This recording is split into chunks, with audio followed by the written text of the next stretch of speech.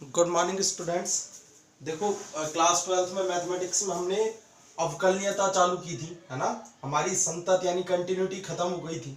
तो अब देखो अवकलनीयता के लिए आपको समझा दिया गया था, क्लास में भी बताया था कि अवकलनीयता होती है यानी कोई फलन f(x) अपने प्रांत के किसी बिंदु पर अवकलनीय कहलाता है। ठीक है, प्रांत होगा फलन का और उसमें कोई अवयव होगा। ठीक है, अवयव मान के चलो x बराबर है, तो इस x बराबर a या c पर, है ना, a या c पर कोई भी अवयव हो सकता है, उस पर फलन अवकलनीय कब कहलाता है? जब उसका दायां अवकलज किसके बराबर हो? दायां अवकलज बराबर हो बाएं अवकलज के। ठीक है, बाएं अवकलज के। तो अगर बिंदु पर दायां अवकलज बाएं अवकलज के बराबर हो तो बिंदु क्या कहलाता है? अवकलनीय। अब दाएं अवकलज को आप व्यक्त करते हैं f डैश a प्लस 0 से। ठीक है, और यहाँ f डैश a माइनस 0 से। डैश अवकलन को प्रमोट करता है, तो डैश का मतलब हो गया अवकलन। ठीक है, तो ये दायां अवकलज हो गया, ये बायां अवकलज हो गया। अच्छा, इसका फॉर्मूला देखिए तो क्या होता है? Limit h tends to 0 f a plus h minus f a बटे h। और बाएं अवकलज की बात करें तो limit h tends to 0 f a minus h minus f a upon minus h। तो h की जगह माइनस h हो जाता है बाएं अवकलज में और दाएं अवकलज में सेम रहता है। तो अब आपके समझ में आ गया होगा कि किसी बिंदु पर फलन अवकलनीय कहलाता है यदि उसका दायां और बायां अवकलज बराबर हो। तो दाएं ओर से अवकलनीय और बाएं ओर से अवकलनीय और किसी अंतराल में अवकलनीय, ये सब चीज हम पहले से पढ़ चुके हैं। आज मैं आपको एग्जाम्पल नंबर 11 पढ़ा रहा हूं, आप ध्यान से देखेंगे। तो देखो एग्जाम्पल नंबर 11, m के किस मान के लिए फलन x बराबर 0 पर अवकलनीय है और f डैश x संतत है। तो एक ही सवाल में दो सवाल पूछे गए हैं, आप इस सवाल को ध्यान से देखेंगे और ध्यान से समझेंगे। देखो लिखा हुआ है कि m के किस मान के लिए, तो m का मान आपको ज्ञात करके बताना है और फलन दे रखा है f(x) बराबर x की power m sine 1 upon x then x equal 0। कब? यदि x का मान 0 ना हो और यदि x का मान 0 हो। तो ये एग्जांपल आपका 11 है। अब इसमें पूछा क्या है कि m के किस मान के लिए फलन अवकलनीय है तथा f डैश x संतत है। तो m के किस मान के लिए f डैश x संतत है, तो संतत वाला पार्ट बाद में सीख लेते हैं। पहले ये सीखते हैं कि m के किस मान के लिए फलन अवकलनीय है। तो देखो अवकलनीय के लिए आपको क्या चाहिए? दायां अवकलज और बायां अवकलज। तो x बराबर 0 पर, तो सबसे पहले मैं दायां अवकलज निकाल रहा हूं। दायां अवकलज क्या आएगा? देखो दायां अवकलज हो गया आपका f डैश 0 प्लस 0, क्योंकि यहाँ a की वैल्यू कितनी है? 0। फॉर्मूला क्या है? Limit h tends to 0 f a plus 0। a का मान कितना है? 0। x बराबर a था ना, तो a बराबर 0 प्लस 0 माइनस f 0, ठीक है, सॉरी h बटे h। ये आ गया आपका दायां अवकलज। ठीक है, f 0 plus h minus f 0 upon h। तो अभी अगर मैं इसे सॉल्व करूं तो limit h tends to 0 f 0 plus h। 0 plus h का मतलब 0 नहीं है, तो 0 नहीं है तो ऊपर वाली कंडीशन लिखूंगा मैं, x की जगह 0 प्लस h लिखूंगा। 0 प्लस h की पावर है और साइन 1 अपॉन 0 प्लस h। ये आपके समझ में आ गया होगा मैंने कैसे लिखा। f की वैल्यू है, फंक्शन है और फंक्शन की वैल्यू 2 दे रखी है, तो दोनों में से कौन सी रखनी है ये यहाँ पे आपको समझ में आना चाहिए। अगर 0 प्लस h है, 0 नहीं है, तो 0 प्लस h धनात्मक सूक्ष्म संख्या है, तो h जब 0 नहीं है तो फिर कौन सी वाली कंडीशन आएगी फलन की? ये वाली। और इसमें x की जगह पर क्या लिखा हुआ है? 0 प्लस h। देखो x की जगह पर क्या लिखा हुआ है? 0 प्लस h, तो मैंने ये लिख दिया। ठीक है, फिर माइनस f0। अब x की वैल्यू 0 है, जब x की वैल्यू 0 हो तो फलन की वैल्यू भी कितनी प्राप्त होगी? 0। तो फलन का मान भी 0 आ गया। बटे कितना लिखेंगे आप? h। ये आपको कंडीशन समझ में आनी चाहिए। फिर देखो लिमिट h टेंड्स टू 0। अब 0 प्लस h लिखो या h लिखो, सेम बात है। तो h की पावर कितना आ गई? m। ये h की पावर m आ गई और ये आ गया साइन 1 अपॉन h। ये कंडीशन है और बटे h लिखेंगे। अब ये h की घात नीचे से ऊपर चली जाएगी और जब घात नीचे से ऊपर जाएगी तो क्या हो जाएगी? घात प्लस की माइनस हो जाएगी, तो h की पावर m माइनस 1 आ गया। ये समझ में आ गया। और साइन 1 अपॉन h लिखूंगा। ये समझ में आ गया कि आपके मैंने कैसे लिख दिया? h की एक घात है, नीचे से ऊपर घात जाएगी तो माइनस की हो जाएगी, और h की घात m इंटू h की घात -1, गुणा में घातें क्या हो जाती हैं, जुड़ जाती हैं, तो जुड़ के कितनी हो गई m-1। यहाँ तक समझ में आया। अब लिमिट लगाएंगे तो फिर लिखना पड़ेगा आपको 0 की पावर h की जगह 0 लिखना है m-1, और यहाँ लिखेंगे आप साइन 1/h।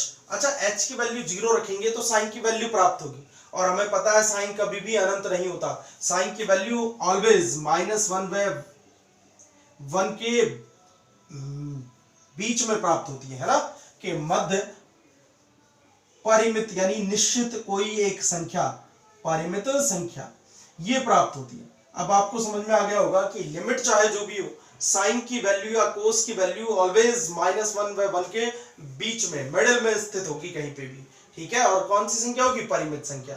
तो ये समझ में आ गया आपके यहां तक 0 की पावर m-1। तो अब इसके 0 की पावर m-1 लिखा है, अब ये कह रहा है कि ये अवकलनीय है, तो अवकलनीय होने के लिए जरूरी है कि इसका दायां अवकलज परिमित रूप से विद्यमान हो। परिमित रूप से विद्यमान का मतलब कोई निश्चित राशि प्राप्त होनी चाहिए।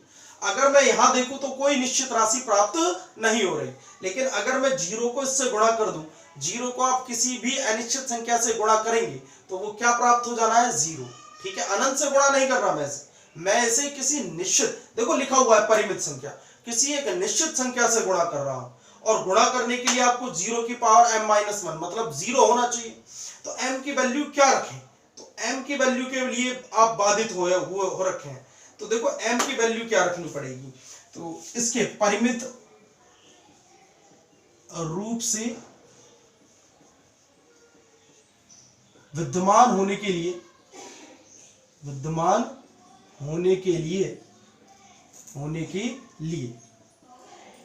m-1 का मान 0 से बड़ा होना चाहिए, ठीक है। देखो दाएं अवकलज के परिमित रूप से विद्यमान होने के लिए m-1, क्योंकि 0 की पावर अगर हम 0 लिखते हैं तो भी अनिर्धार्य आता है, 0 की पावर नेगेटिव लेते हैं तो भी अनिर्धार्य आता है, 0 की पावर पॉजिटिव लेते हैं तो 0 आता है। ये कंडीशन आपको समझ में आनी चाहिए। इसका मतलब 0 की पावर प्लस आए तो 0 आए, और प्लस कब आएगा, प्लस होता है ऑलवेज ग्रेटर देन 0, ठीक है। 0 से बड़ा हमेशा धनात्मक होता है। तो मैंने 0 की घात देखी, 0 की घात कितनी है, m-1, तो 0 की घात क्या आनी चाहिए, प्लस कब आएगी, जब घात 0 से बड़ी हो, और घात कितनी है m-1, इसका मतलब m-1 0 से बड़ा होना चाहिए। क्या होना चाहिए, 0 से बड़ा, या आप ऐसे लिख सकते हैं कि m का मान 1 से बड़ा, दोनों का मतलब सेम ही तो है, ठीक है। दोनों तरफ एक जोड़ दिया मैंने है ना समीका में, तो समीका में जब मैंने इधर भी एक जोड़ा इधर भी एक जोड़ा तो m इज ग्रेटर देन 1 आ गया। तो ये आपके समझ में आ गया। इसका मतलब दायां अवकलज परिमित रूप से विद्यमान होगा यदि और केवल यदि m-1 इज ग्रेटर देन 0, और जब m-1 is greater than 0 then m is greater than 1। इसका मतलब ये हुआ कि m का मान 1 से बड़ा होना चाहिए दाएं अवकलज के लिए। तो यह आया। अब हमें बाएं अवकलज के लिए भी देखना चाहिए, क्योंकि अगर बाएं अवकलज 1 से बड़ा आया तो फिर m का मान 1 से ही बड़ा होगा, लेकिन अगर गलती से उसमें और कोई वैल्यू आ गई तो हमें m का मान अलग से बताना पड़ेगा। फिर चलो इसका बायां अवकलज देखते हैं। तो देखो बायां अवकलज, तो जब मैं बायां अवकलज देखूंगा इसका f डैश 0 माइनस 0, तो फॉर्मूला लिखेंगे limit h tends to 0, f 0 minus h minus की f0 बटे माइनस h, ठीक है। तो लिमिट h टेंड्स टू 0 रखेंगे, f 0 माइनस h, अब 0 से कम है तो 0 नहीं है, फिर भी आप यही वाली कंडीशन लिखेंगे 0 माइनस h की पावर है, और फिर लिखेंगे साइन 1/0 माइनस h, और 0 की वैल्यू तो 0 आएगी f0 की बटे माइनस h। अब मैं फिर से ऐसे लिखूंगा limit h tends to 0 minus h की पावर, देखो ये फिर ऊपर जाएगी माइनस h, ठीक है।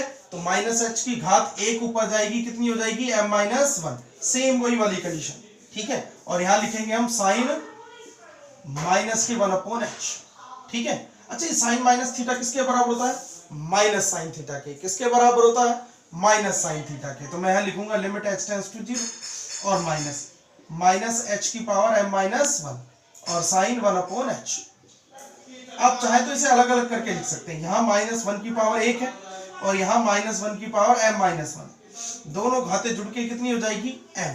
अगर आप लिखना चाहें तो -1 की पावर m लिख सकते हैं, ठीक है। समझ में आ गई, मैं ज्यादा टफ नहीं कर रहा इसे, लेकिन आप चाहें तो -1 की पावर कितना लिख सकते हैं m, ठीक है। क्यों लिख सकते हैं? क्योंकि इनकी घातें जुड़ेंगी, और जब घातें जुड़ेंगी तो आप इसकी घात कितनी लिख सकते हैं? -1 की पावर क्या लिख सकते हैं? m, ठीक है। और अगर -1 की पावर m नहीं लिखना चाहते तो कोई दिक्कत नहीं, आप ऐसे कैसे छोड़ दें इसे, ठीक है। ये समझ में आ गया होगा। -1 की पावर, यहाँ 1 है घात, है ना, और यहाँ पे कितनी है? m-1, दोनों जुड़ के m हो जाएगी। आप लिखना चाहें तो एक लाइन और लिख सकते हैं, लिमिट h टेंड्स टू 0 -1 की पावर m ऐसे, और h की पावर m-1 और साइन 1/h। ये समझ में आ गया होगा आपके कैसे लिख दी मैंने -1 की पावर है, ठीक है। अब वापस से वही कंडीशन, है ना, बाएं अवकलज के परिमित रूप से विद्यमान होने के लिए क्या आवश्यक है भाई? ये इसका मान भी क्या हो? देखो जब मैं इसकी लिमिट लगाऊंगा तो -1 की पावर m आएगी और 0 की पावर m-1, और वापस से वही कंडीशन लिखूंगा। साइन की वैल्यू कहां से कहां तक आएगी? -1 व 1 के मध्य परिमित संख्या। वापस ये वही कंडीशन है ना, और इसके परिमित रूप से विद्यमान होने के लिए वापस से ही कंडीशन लिखेंगे। परिमित रूप से विद्यमान होने के लिए, विद्यमान होने के लिए क्या जरूरी है कि वापस से m-1 की वैल्यू किससे बड़ी हो? 0 से, ठीक है, या m इज ग्रेटर देन 1। तो यहां से भी बाएं अवकलज से भी आपको क्या प्राप्त हुआ कि m का मान 1 से बड़ा होना चाहिए। तो 1 से बड़ा होना चाहिए दोनों स्थितियों में। इसका मतलब कि फलन x बराबर 0 पर अवकलनीय होगा यदि और केवल यदि m का मान किससे बड़ा हो? 1 से बड़ा हो, ठीक है। तो आप सवाल कंप्लीट हो गया ये कि आप आंसर में क्या लिखेंगे, समझ में आएगी आपकी कि फलन x बराबर 0 पर अवकलनीय कहलाएगा यदि m का मान किससे बड़ा हो? 1 से। यही सवाल पूछा था, यदि m का मान 1 से बड़ा हो। चल अब इसने एक और सवाल पूछ लिया इसमें कि अगर f' संतत है तब m का मान क्या होगा? f' संतत है ना, संतत के लिए देखें आप, तो ये अवकलनीयता का था सवाल, इसी में उसने संतत और पूछ लिया गया है। तो एक बार संतत के लिए आप ध्यान से देखेंगे तो मुझे सबसे पहले f' चाहिए। क्या चाहिए? f', क्योंकि f' पता होगा तभी तो इसे संतत और असंतत सिद्ध करेंगे। तो f' देखो fx अवकलनीय है ना, इसलिए आपने f' लिखना है, और इस f' को संतत बताना है m के किस मान के लिए संतत होगा। तो मैंने आपको ये एक बात बताई थी कि प्रत्येक अवकलनीय फलन संतत होते हैं, परंतु प्रत्येक संतत फलन अवकलनीय हो ये जरूरी नहीं, ठीक है। ये कंडीशन आपको लिखवाई है। तो f' देखते क्या आएगा। देखो इसका अवकलन करते हैं, है ना, 0 का अवकलन तो 0 ही होता है, ठीक है। यदि x does not equal to x equal to 0, ये रहेगा, इसका अवकलन करता है। तो अवकलन आपने 11th में भी सीखे, अब 12th में इससे जस्ट अगली प्रश्नावली आपकी अवकलन की आएगी, उसमें भी सीखना पड़ेगा। तो यहाँ देखो दो फलन दे रखे, पहला और दूसरा। तो जब पहले और दूसरे दो फलन हो तो अवकलन कैसे करते हैं? पहला स्थिर दूसरे का अवकलन प्लस दूसरा स्थिर पहले का अवकलन। आपको समझ में आना चाहिए, ठीक है। चलो तो मैं इसका अवकलन करता हूँ, क्या आएगा। तो ये पहला स्थिर रख लेते हैं, x की पावर m को स्थिर रख लेते हैं, और साइन का अवकलन करेंगे तो क्या आएगा? कोस, ये आ गया कोस 1/x। ये आपके समझ में आया। तो कोस 1/x इसका अवकलन हो गया। लेकिन अब कंडीशन एक और कि 1/x का अवकलन कितना होगा। देखो मैंने पहला स्थिर रखा, दूसरे का अवकलन किया, तो साइन का अवकलन हो गया कोस, ठीक है, और 1/x का हो गया 1/x। लेकिन जब मैं 1/x का अवकलन करूंगा तो 1/x का अवकलन होता है कितना?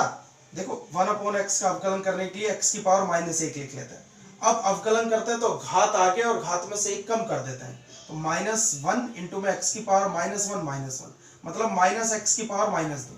ये अवकलन होता है 1/x का। याद है x की पावर n का अवकलन n इंटू x की पावर n-1। ये अवकलन आपको सिखाया गया है। तो अवकलन के लिए देखो इसका 1/x का अवकलन हो गया माइनस के x की घात -2। ये समझ में आना चाहिए आपके मैंने क्या लिख दिया, ठीक है। दोबारा सुनो, ये पहला स्थिर अवकलन है ना, u इंटू v वाला अवकलन का तरीका, पहला स्थिर दूसरे का अवकलन। तो जब मैं दूसरे का अवकलन करूंगा तो साइन का अवकलन हो गया कोस, और 1/x का अवकलन कितना हो गया? माइनस के x की घात -2, ठीक है। फिर पहला स्थिर दूसरे का अवकलन प्लस, ठीक है। अब की बार दूसरा स्थिर साइन 1/x स्थिर, और इस पहले का अवकलन करेंगे x की पावर m का। तो बस n की जगह m ही लिखना है और कुछ नहीं करना, m इंटू x की पावर m माइनस 1 या। तो मेरे हिसाब से आपके अवकलन समझ में आ गया होगा कि अवकलन कैसे किया मैंने इसका, f डैश x कैसे निकाला। तो पहला स्थिर दूसरे का अवकलन प्लस दूसरा स्थिर पहले का अवकलन, ठीक है। ये हमारा तरीका है u इंटू वी का अवकलन करने का। अब मैंने अवकलन कर दिया इसका, तो अब आपके अवकलन समझ में आ गया होगा कि मैंने अवकलन कैसे किया, ठीक है। u इंटू वी से किया है अवकलन, 1/x का अवकलन बता दिया x की पावर m के तरीके से। अब f डैश x अगर संतत है x बराबर 0 पर, तो m का मान ज्ञात करना है। तो x बराबर 0 पर संततता की जांच करेंगे f डैश x की, ठीक है। तो देखो f डैश 0 की वैल्यू कितनी आएगी, 0 आएगी। संतत फलन कब होता है पता है ना, जब उसकी दाईं सीमा बराबर हो बाईं सीमा बराबर हो बिंदु पर फलन का मान। अब यहाँ फलन f डैश x है, ये याद रखेंगे आप, fx नहीं है, ठीक है। बस ये याद रखना है कि f डैश x फलन है। तो अब मैं इसका क्या लिखूंगा, दाईं सीमा। तो जब मैं इसकी दाईं सीमा लिखूंगा तो दाईं सीमा आएगी f डैश 0 प्लस 0, ठीक है, क्योंकि यहाँ a की वैल्यू वापस से 0 है। f डैश क्यों लिखा गया है, आप कहोगे सर ये तो अवकलन है। भाई वो अवकलन है तो उसी की तो हम क्या निकाल रहे हैं, दाईं सीमा। तब इसे ही तो संतत सिद्ध कर रहा हूं मैं अवकलनीय फलन को, ठीक है। इसे थोड़ी अवकलनीय को संतत सिद्ध कर रहा हूं, f डैश x को संतत सिद्ध कर रहा हूं, इसलिए मैंने यहाँ f dash x f dash 0 plus 0 लिखा है। और सूत्र क्या लगेगा, लिमिट h टेंड्स टू 0 और f डैश 0 प्लस h, ये दाईं सीमा है इसकी। फलन ही f डैश है, समझ में आ रहा है क्या कह रहा हूं, फलन ही f डैश है, f फलन नहीं है यहाँ, ठीक है। मैं f डैश को सिद्ध कर रहा हूं, तो ये आ जाएगा लिमिट h टेंड्स टू 0 और f डैश 0 प्लस h, मतलब 0 तो नहीं है तो ऊपर वाली कंडीशन मैं लिख देता हूं, यदि x does not equal to 0, तो ये ऊपर वाली कंडीशन आएगी। जहां जहां x लिख रहा है वहां वहां h लिख दूंगा, ठीक है। चलो तो h लिख देता हूं, h की पावर m और कोस 1/h और h की पावर -2। अच्छा, इसे आगे ऐसे माइनस लगा के m की m-2 लिख दूं एक साथ। देखो x की घातें जुड़ जाएंगी, गुणा में घातें हमेशा जुड़ जाती हैं, तो घातें जोड़ दी मैंने, ठीक है। फिर यहां लिखूंगा मैं प्लस, और ये आ जाएगा m, x की जगह h लिखेंगे m-1, देन साइन 1/h, या ठीक है। ये समझ में आया, 0 प्लस h क्या नहीं है, 0। अब जब 0 नहीं है तो ऊपर वाली कंडीशन मैंने यूं की यूं लिख दी, बस x की जगह क्या लिखा है, h लिखा है। अब जब मैं लिमिट लगाऊंगा h टेंड्स टू 0, तो ये आएगा -0 की पावर m-2, और इसका मान कोस का मान कितना होगा, -1 व 1 के मध्य, ठीक है। परिमित संख्या, परिमित संख्या, और फिर लिखूंगा बीच में प्लस m, m की जगह m ही लिखेंगे, h की जगह 0, इसकी घात m-1, देन -1/1 के मध्य परिमित संख्या। वापस से कंडीशन लिखेंगे। अब हमें इसके परिमित रूप से विद्यमान होने के लिए आवश्यक है कि दोनों 0 हो जाए, और दोनों 0 कब होंगे, जब 0 की पावर m-2 भी 0 से बड़ा हो और m-1 भी 0 से बड़ा हो। तो देखो दाईं सीमा के परिमित रूप से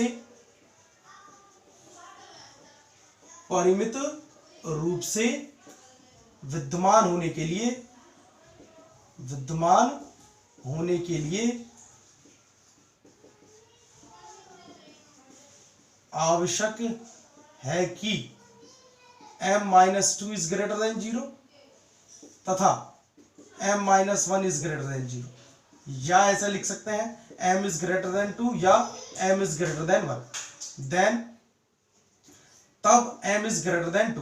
देखो m का मान 1 से बड़ा हो जाए, है ना, और 1 से बड़ा हो जाए, मान के चलो 1.2, तो 1.2 पर तो ये तो अनिवार्य हो जाएगा, ठीक है। इसका मतलब क्या होगा कि पूरी कंडीशन को वेरीफाई करने के लिए m का मान 2 से बड़ा होना चाहिए, 1 से बड़ा नहीं। 1 से बड़े में ये तो परिमित हो जाएगी, विद्यमान हो जाएगी, पर ये तो नहीं होगा, ये तो 0 ही अनंत बन जाएगा, क्योंकि 0 की पावर माइनस प्राप्त होगा, हमें तो धनात्मक प्राप्त करना है। सेम वही कंडीशन है, बस इन दोनों में से सही कौन सी आएगी, m-2, तो m-2 लेनी पड़ेगी। इसका मतलब ये हुआ कि m का मान अगर 2 से बड़ा हो तब जाके f डैश x, ठीक है, तब जाके f डैश x 0 पर संतत कहलाएगा। ठीक है, तो m का मान 2 से बड़ा हो तब जाके फलन f डैश x, फलन f डैश है। तो m इज ग्रेटर देन 2 के लिए f डैश x, x बराबर 0 पर संतत होगा, ये लाइन आप एक बार अच्छे से समझे क्या लिख दिया मैंने, है ना। एक के लिए नहीं, अगर मैं m इज ग्रेटर देन 1 के लिए लिखता हूं f डैश x को तो फिर गलत हो जाएगा, क्योंकि 1 से बड़े होने के लिए केवल ये साइन वाला सही होगा, ये आपका निर्धारण प्राप्त होगा, और जो दाईं सीमा है वो परिमित रूप से विद्यमान नहीं हो पाएगी, उसके लिए आपको m का मान 2 से बड़ा होना जरूरी है। ठीक है, तो एक बार ये सवाल थोड़ा सा ऐसे पेचीदा हो गया कि एक ही सवाल में दो पूछ लिया इस सवाल में, इसीलिए ये बड़ा हो गया, है ना। तो आप इस सवाल को एक बार ध्यान से देखेंगे एग्जाम्पल 11 को। हालांकि इस तरह के सवाल आपके एग्जाम में ना के बराबर चांस है आने की, लेकिन फिर भी देखो एक ही सवाल में आपके से अवकलनीयता और संतत, लेकिन संतत आप ध्यान से देखें f डैश x के लिए पूछा गया है। ठीक है, चल, तो ये सवाल आपको समझ में आना चाहिए।